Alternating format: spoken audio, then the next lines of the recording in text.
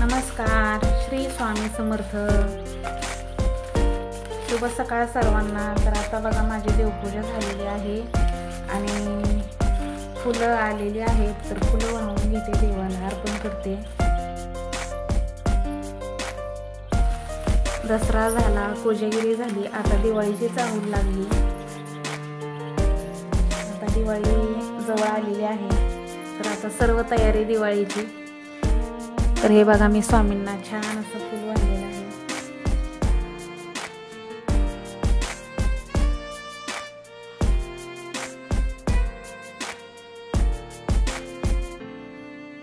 तर हे बघा माझी सुंदर अशी देवपूजा करून झालेली आहे. आज मी प्रत्येक देवांना आवडीप्रमाणे सर्व वाहिलेलं आहे.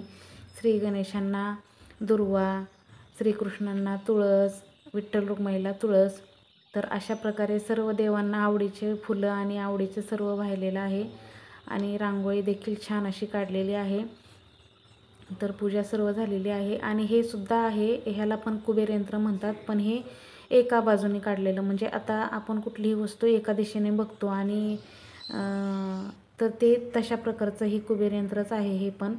तर हे छोटे आहे आणि ते काल जे काढलेलं होतं ते ऐश्वर्य कुबेर यंत्र म्हणतात आणि ह्याला पण कुबेर यंत्रच म्हणतात. तर ही पण अशीच एक यंत्र रांगोळीचं आहे. दोन प्रकारचे आहेत कुबेर यंत्र रांगोळी. तर हे आहे ते एका दिशेने बघितल्यावर जसं दिसतं तसं हे आहे. चाललंय तुझं? फुगा फुगवती, फुगा फुगवती, गाल दुखतील. हॅलो, नमस्कार, श्री स्वामी समर्थ सर्वांना. स्वामी भक्त परिवार या चॅनलमध्ये तुमचं खूप खूप मनापासून स्वागत आहे. माझ्या सर्व ताईंचं, दादांचं व माझ्या सर्व मैत्रिणींचं. कशा आहात तुम्ही सर्वजण? तर खूप दिवस झालं रुटीन शेअर केलं नव्हतं. त्याचं कारण पण तसंच होतं. कारण काय झालं, समर्थ गेला आहे शाळेसाठी बाहेर. तर आता तो तिकडेच राहणार आहे. त्याची न्यू ॲडमिशन दुसरीकडे झालेलं आहे त्याचं. आणि पप्पा त्याचे सोडवायला गेले होते आणि ते पण कामानिमित्त जरा बाहेरच असतात, गावाला असतात ते थोडे. त्यांचं कामाचं चालू आहे, त्याच्यामुळं मग मी एकटीच होते. त्याच्यामुळं रुटीन खूप दिवस झाले शेअर केलं नव्हतं. आणि आलेले आहेत ते काल सकाळीच. तर आज मी रुटीन तुमच्याशी शेअर करणार आहे.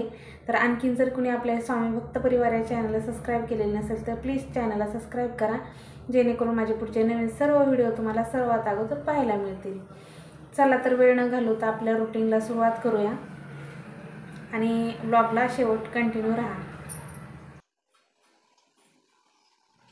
तर दुपारी ओटा आवरला नव्हता, तसाच राडा पडला होता आणि भांडी देखील तशीच राहिलेली होती. तर ती भांडी आता 4-5 वाजता घासून घेते आणि ओटा वगैरे आवरून घेते, म्हणजे स्वयंपाकाला लागायला बरं. तर आज मी अशी वेगळी अशी सासूबाईंची रेसिपी करणार आहे. आमच्या सासूबाई करायच्या. तर आता ही गावाला गेले होते त्यावेळेस ते शेंगा आणल्या आहेत. त्या शेंगा तुम्हाला माहिती पण असतील, पण ह्या गावाकडेच असतात शेंगा, ह्या इकडं पुण्यामध्ये मिळत नाहीत. तर त्या शेंगांची रेसिपी मी आज करणार आहे. तर त्या शेंगांची भाजी ह्यांना पण खूप आवडते. तर ते शेंगा वगैरे स्वच्छ हे करून ठेवल्यात. आता ते शेंगा धुवून घेते आणि मस्त कुकरला लावते. तर ओटा वगैरे धुवून घेते आता तोपर्यंत. ओटा धुवून घेतला म्हणजे भांडी घासायला आणि स्वयंपाक करायला बरं पडतं. तर भांडी पण खूप पडलेली आहे. दुपारी आज आवरलंच नाही काय आणि खूप दिवस झाले एकटीच होते, त्याच्यामुळं कंटाळा यायचा. एकट्यासाठी काहीच करायला नको वाटायचं. तर आता ते आलेले आहेत. तर आज दुपारी जेवण वगैरे केल्याच्या नंतर तशीच झोपले, भांडे वगैरे तशीच राहिले. तर आपलं घर असतं स्वच्छ ठेवायला खूप आवडतं. एवढं स्वप्नाने सजवलेलं घर आहे. तर खूप हे घर म्हणजे पुण्यामध्ये घर म्हणजे खूप मोठं स्वप्नच म्हणायचं. तर हे स्वप्न खूप मेहनतीनं आणि खूप कष्टानं मिळवलेलं आहे. तर ते घर तर स्वच्छ ठेवायलाच पाहिजे. तर आजच कंटाळा केला तर मलाच कसं तरी वाटायला लागलं, किचन आवरला नाही. तर माझ्या स्वप्नातलं घर आहे हे. ह्याच्यासाठी 15 वर्ष कष्टा खाल्ली, तेव्हा कुठे हे घर झालं. तर खूप मेहनत आणि खूप परिश्रमाच्या नंतर, कठीण परिश्रमाच्या नंतर हे घर मला मिळालेलं आहे. पुण्यामध्ये घर घेणं सोपं नाही. ही सर्व माझ्या स्वामींचीच कृपा, माझ्या स्वामींनीच सर्व मला दिलेलं आहे. तर आजपर्यंत जे काय आहे ते मी नेहमी म्हणते ना, जसं की स्वामींनीच मला हे माझं सर्व वैभव दिलेलं आहे. स्वामींनीच माझं सर्व आत्तापर्यंतच्या गोष्टी आहेत ते केलेल्या आहेत. तर हे बघा, ही भाजी आहे ती शेंगांची. तर ही कुकरला लावून घेते, एकच शिट्टी करणार आणि नंतर तिला फोडणी घालणार. तर ही अशा पद्धतीने एक शिट्टी करते आणि तोपर्यंत भांडी घासून घेते. तर जसं की मी नेहमीच म्हणते, माझ्या स्वामींनीच मला हे घर दिलेलं आहे. तर खरंच आहे, माझ्या आयुष्यात खूप अडीअडचणी होत्या. त्या काळात मला स्वामींनीच खूप कष्ट तर केले, पण कष्टाबरोबर भक्ती पण तेवढीच केली. मिस्टरांनी खूप कष्ट केले, खूप आम्ही दिवस सोसले आणि खूप वाईट दिवस बघितल्याच्या नंतरच हे चांगले दिवस बघायला मिळालेत. डायरेक्ट असं कधीच आमची खूप वाईट परिस्थिती होती. वाईट परिस्थितीतनं एवढे वाईट दिवस काढून हे दिवस चांगले दिवस बघायला मिळालेत. तर म्हणून मी नेहमीच सगळ्यांना सांगते की स्वामी सेवा करा. स्वामी सेवा केलेल्याची उशिरा का होईना पण खूप मोठं फळ मिळतं. तर तसंच माझ्या बाबतीत पण झालेलं आहे. स्वामी सेवा लहानपणापासून स्वामींची भक्त होते. लहानपणापासून नकळतसुद्धा सेवा केलेली, स्वामींची आवड होती पहिल्यापासून. तर त्याच आवडीचं आज एवढं मोठं छान असं फळ मिळालेलं आहे. तर हे घर माझ्या स्वामींनीच दिलेलं आहे आणि स्वामींशिवाय काहीच नाही. म्हणूनच मी सर्वांना सांगते, स्वामी सेवा करा, स्वामी भक्ती करा. खूप अडचणींमध्ये, किती अडचणी येऊ द्या, खूप मोठ्या मोठ्या अडचणींमधून स्वामी आपल्याला बाहेर अलगद काढतात. आम्ही तर खूप बेकार दिवस काढलेले आहे. 10 बाय 10च्या रूममध्ये राहिलेलो आहेत. तर लग्न झाल्यापासून समर्थ आमचा, म्हणजे माझा मुलगा, त्याचं नावसुद्धा समर्थच आहे. तर तो जन्मल्यापासून, म्हणजे तो जन्मेपर्यंत लग्नापासून आम्ही 10 बाय 10च्या रूममध्ये राहिलेलो आहे. तर तो जन्मला आणि आमचं पूर्ण आयुष्य बदलून गेलं. स्वामींनी आमच्या सर्व दुःखाचं निरसन केलं की बास झाली आता. मग त्याच्यानंतर आम्ही त्याचं नाव पण समर्थच ठेवलेलं आहे. माझ्या मुलाला आम्ही समर्थच म्हणतो. तर त्याच्यानंतर आम्ही स्वतःचं घर घेतलं. घर घेताना पण खूप अडचणी आल्या, पण घर झालं आपलं स्वतःचं. तर असं असतं, जोपर्यंत आपल्यापाशी काही नसतं तोपर्यंत आपल्याला माणूस किंमत देत नाही, कोणीही किंमत देत नाही. तर खूप माझ्या मिस्टरांना पण खूप गोष्टी फेस कराव्या लागल्या. आमच्याकडं काही नव्हतं तर लोक आम्हाला बोलायलासुद्धा हे करायचे. आम्ही, म्हणजे परिस्थिती आपली नाजूक होती. तर असं असतं, परिस्थिती इकडची सावली इकडे कधी ना कधी होती आणि ती झाली. आमचे पण चांगले दिवस आले, घरं झाली पुण्यामध्ये, गाड्या बिड्या झाल्या. सर्व कष्टावर केलं, खूप कष्ट केलं माझ्या मिस्टरांनी. तर आणि आणखीन पण करतात कष्ट. कष्टाला कधीच त्यांनी नाकारलेलं नाही. कष्टाबरोबर भक्ती नेहमीच आम्ही केली आणि आम्हाला यश येत गेलं. तर स्वामी सेवा तर दत्त महाराजांची सेवा, स्वामी सेवा पहिल्यापासून करत राहिलो. तर असं काही असतं, जोपर्यंत म्हणतात ना, ज्याच्याकडं काही नसतं ना त्याला माणूस कधीच खरं किंमत देत नाही. त्या माणसांना नंतर पश्चाताप होतो की अरे आपण ह्या व्यक्तीबाबतीत असं वागलो. खूप नात्यांमध्ये सुद्धा खूप फरक पडतो. नातेवाईकसुद्धा अशा असतात. तशी परिस्थिती नव्हती आमची, त्याच्यामुळं लोक आम्हाला कमी समजायचे. तर कधी ह्या गोष्टी सर्व आठवल्यानंतर डोळ्यात पाणी येतं की काय होतं आपण, काय झालो. पण काही कडवट आठवणी आहेत, त्या आणखीन पण आठवल्या की वाईट वाटतं, खूप इमोशनल होतं माणूस आणि कुठंतरी मनात थोडंसं खचतं की खूप आपण वाईट दिवस बघितलेत. पण त्याच्यातनं आपल्याला चांगले दिवस देवाने दाखवले, स्वामीरायांनी दाखवले, हे एक मोठी गोष्ट. पण असतात 4 दिवस, म्हणतात ना, गेले ते दिवस, राहिल्या त्या आठवणी. तर आयुष्याच्या कुठल्या ना कुठल्या वळणावर ह्या आठवणी अचानक जाग्या होतात आणि डोळ्यात पटकन पाणी येतं. तर खरं आहे हे. असो, आजपर्यंत कधीच कोणाशी ह्या न गोष्टी शेअर केलेल्या, आज मी तुमच्याशी शेअर केल्या, माझ्या आयुष्यातले कडवट दिवस. तर आणि बोलत सगळं बोलून गेले आणि खूपच मी स्वतः इमोशनल झाले. जुने दिवस आठवले की मला पण खूप वाईट वाटलं. तर असो आता. तर सर्वप्रथम कुकर लावून दिला, तो कुकर झाला. त्या कुकरचं झाकण आणि ह्या कुकरचं झाकण एकच आहे. तर ते शेंगाची भाजी शिजवून घेतली आणि मोकळा भात लावलेला आहे आणि पाण्याचा हंडा घासून घेतलेला आहे. तर आता तो धुवून फिल्टरखाली लावून देते, म्हणजे स्वयंपाकाला पाणी होऊन जाईल.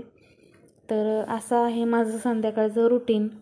आता दिवाबत्तीचा टायमिंग झालेला आहे आणि दिवाबत्तीसुद्धा करायची आहे. तोपर्यंत भांडे घासून घेतली, किचन ओटा आवरून घेतला, पीठ देखील मळून घेतलं आणि पाण्याचा हंडा आता फिल्टरला लावून देते.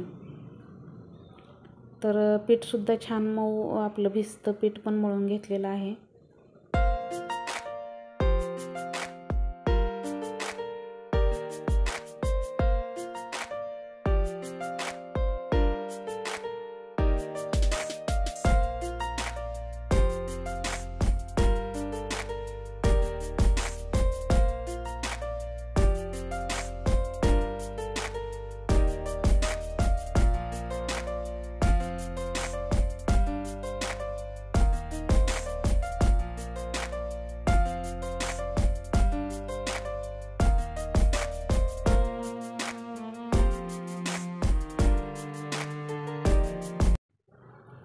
तर किचन ओटा मी दोन्ही टाईम क्लीन करून घेते. स्वयंपाक करायच्या अगोदरसुद्धा करत असते, कारण धूळ वगैरे बसलेली असते किंवा दिवसभराची हे साठलेले असतं.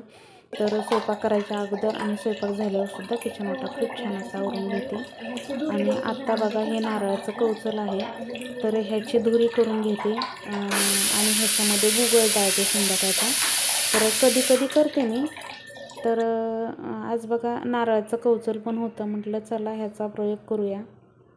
नेहमी नाही करत, पण ह्याचा निखार चांगला पडतो आणि मग ह्याच्यामध्ये गुगळ टाकला की धुरी चांगली होती.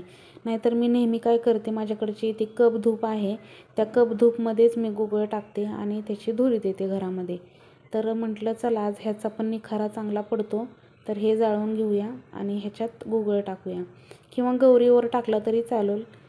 संध्याकाळची धुरी देणं घराला खूप छान असतं. धुनी द्यावी घरात, खूप पॉझिटिव्ह एनर्जी, खूप पॉझिटिव्हिटी येते घरामध्ये आणि खूप प्रसन्न वाटते धुरी संध्याकाळी दिल्याच्या नंतर. तर संध्याकाळचे आता बघा वाजलेले आहेत 6 वाजलेत आता दिवाबत्ती करते आणि धुरी करते घरामध्ये.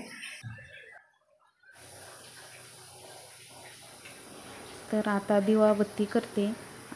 दारामध्ये दिवे, तुळशीला दिवा आणि देवापुढे दिवा तर लावून घेते आणि सर्व छान अशी सर्व घरामध्ये धुरी देते. तर धुरी खूप दिलेल्याचे महत्त्व आहे. धुरी द्यावी संध्याकाळी घरामध्ये. लक्ष्मी माता प्रसन्न होते, तिला पण यायला खूप प्रसन्न वाटतं. घरामध्ये सुंदर असं वातावरण निर्माण होतं. तर हे बघा माझे संध्याकाळचे श्लोक आहे, शुभम करोती वगैरे म्हणते मी. तर नेहमीप्रमाणे माझे लक्ष्मीचं स्तोत्र आहे, महालक्ष्मी स्तोत्र म्हणत असते मी.